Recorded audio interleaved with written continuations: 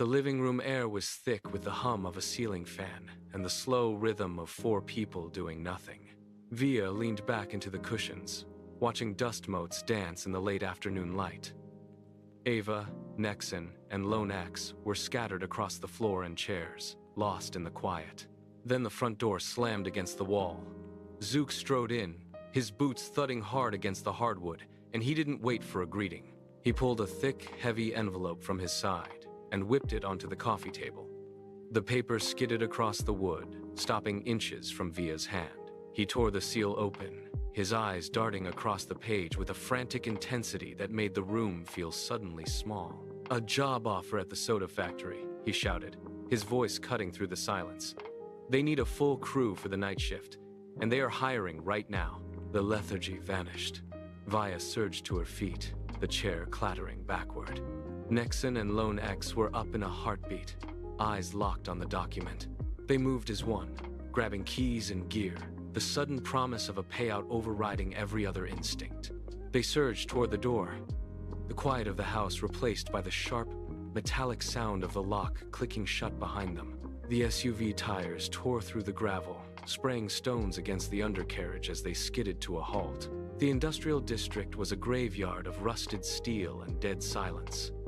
Above, the moon hung like a pale, unblinking eye, casting long, jagged shadows across the asphalt. The factory loomed ahead, a massive steel monolith that seemed to swallow the light. Via killed the engine. The sudden absence of the roar left a ringing in their ears. They sat for a heartbeat, staring up at the sheer, windowless walls. The air here tasted of ozone and cold metal. Ava opened her door, the hinges groaning in the quiet. They stepped out, their boots crunching on broken glass, and moved toward the loading dock. The structure felt alive, a low, rhythmic hum vibrating through the soles of their feet. Nexon gripped the handle, braced his shoulder, and heaved. The door swung inward with a screech of protesting metal. They slipped through the gap, into the belly of the facility. The temperature dropped instantly, the interior air biting and stagnant. Via moved deeper into the facility, her flashlight beam a thin, white needle stitching through the thick dust. The restricted storage bay was a labyrinth of stacked pallets and rusted machinery. She stepped over a tangle of severed cables, her boots silent on the oil-stained concrete. The air here was heavy, smelling of ozone and ancient trapped heat. She rounded a corner, and the beam caught a flicker of something unnatural. She stopped. In the center of the bay, isolated on a concrete pedestal, sat a single, metallic crate. It pulsed with a faint, rhythmic light. Via approached, her pulse thudding in her ears. She reached out, her fingers brushing the cold, smooth metal. It felt solid, heavy with intent. She gripped the edges and lifted. The weight was surprising. A dense, concentrated mass. She signaled the others with 2 sharp flashes of her light. Within minutes, they converged in a nearby break room. The crate sat on a scarred plastic table. Via pried the lid back. Inside, a liquid shimmered like liquid starlight. It was the legendary golden soda, a prize that felt impossible until this very moment. The break room was a cramped box of peeling paint and stained linoleum.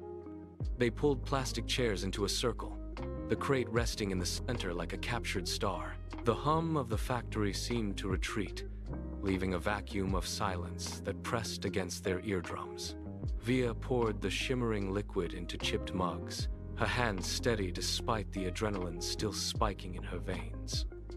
They leaned back, the tension of the heist beginning to bleed away into a false sense of security. Then, the air shifted. The fluorescent light above them flickered, casting long, erratic shadows that danced across the walls.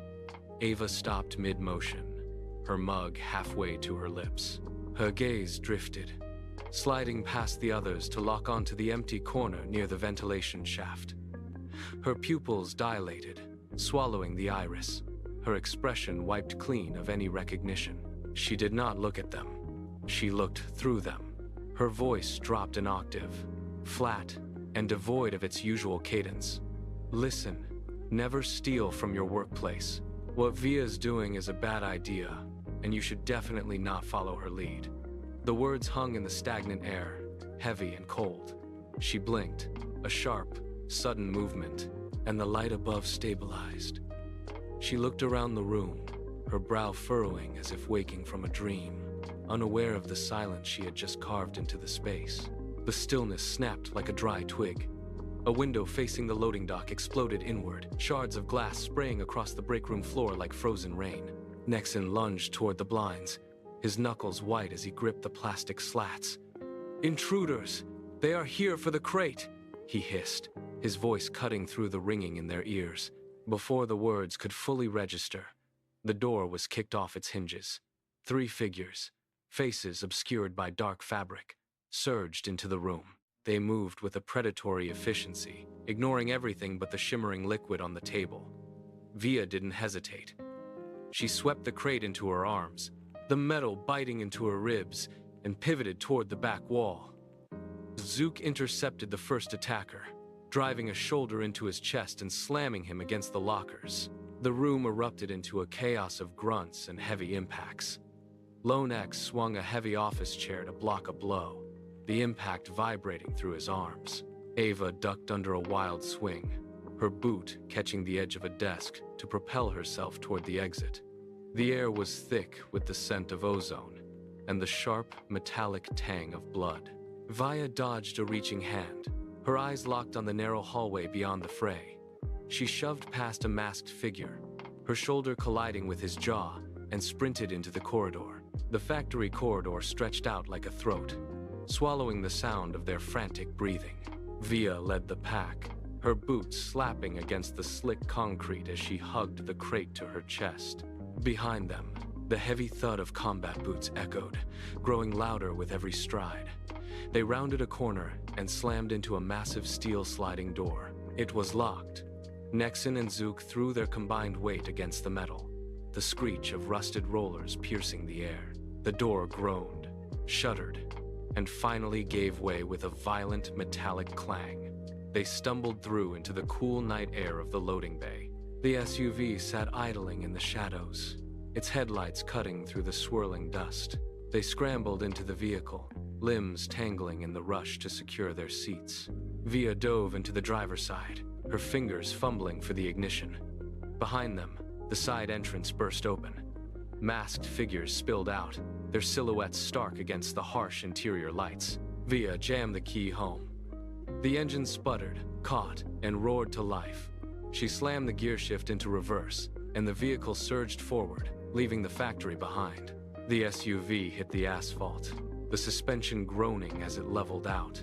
Via hammered the accelerator, the engine screaming in protest as the needle climbed. Behind them, 2 dark sedans surged from the factory gates, their high beams blinding in the rearview mirror. The city streets blurred into a smear of neon and concrete. Via gripped the wheel, her knuckles bleached white against the leather, her forearms corded with the effort of keeping the vehicle stable at 80 miles per hour. A delivery truck pulled out from a side street, cutting across their path. Via didn't lift her foot. She yanked the wheel hard to the left, the SUV tilting precariously on 2 wheels before slamming back onto the pavement with a bone-jarring thud. The pursuers were closer now, their engines whining in a predatory rhythm. She swerved through a narrow gap between a bus and a parked car, the side mirror clipping a plastic trash bin that exploded into debris. The wind roared through the open windows, carrying the metallic scent of burnt rubber and ozone. She checked the mirror again. The lead sedan was gaining, its bumper inches from their rear. She shifted gears and pushed the pedal deeper into the floorboard. The hairpin turn loomed ahead, a jagged scar in the asphalt. Via saw the road narrow, the concrete pillars of the overpass rising like teeth. She didn't brake to slow down. She yanked the emergency lever with a violent, practiced motion. The rear tires lost their grip, screaming as the SUV swung wide in a controlled, terrifying arc. The vehicle pivoted on its axis, sliding sideways across the entire width of the lane. Dust and shredded rubber filled the air, obscuring the view. The lead sedan, caught in the momentum of the chase, surged forward to ram them, but Via's drift was absolute. The SUV became a steel wall, The pursuers slammed on their brakes, the sound of locked wheels screeching against the pavement. But it was too late. The lead car plowed into the concrete pillar. The second sedan swerved, clipped the rear bumper of the SUV, and spun out, slamming hard into the brick wall of a nearby warehouse. Via didn't wait. She slammed the gear shift into drive. The tires found purchase on the road, and the SUV surged forward. The path was clear. The city lights blurred into a steady stream as Via pushed the engine to its limit, weaving through the final blocks until the industrial district was miles behind them. The speedometer needle finally began its slow, steady descent. She turned into the driveway, the tires crunching over loose gravel, and killed the ignition. For a heartbeat, there was only the sound of the engine ticking as it cooled, and the heavy, ragged rhythm of their breathing. Nobody spoke. They scrambled out of the SUV, boots hitting the pavement with a frantic urgency. Via led the way, her hand trembling slightly as she shoved the key into the lock. The doors swung open, and they tumbled inside, the familiar space of the living room feeling surreal after the violence of the night. They slammed the door shut and threw the deadbolt, the metallic click echoing through the house. The adrenaline that had kept them moving began to drain away, replaced by a sudden, bone-deep fatigue. They collapsed onto the floor, limbs heavy, chests heaving. Via reached into her bag and pulled out the crate, setting it down on the center of the rug. The surface caught the dim light, shimmering with a dull golden glow. They stared at it, the reality of the heist settling in. The danger was gone. The silence of the room was no longer terrifying, but heavy with the weight of what they had done. They sat in a circle, exhausted, breathless, and finally, completely safe.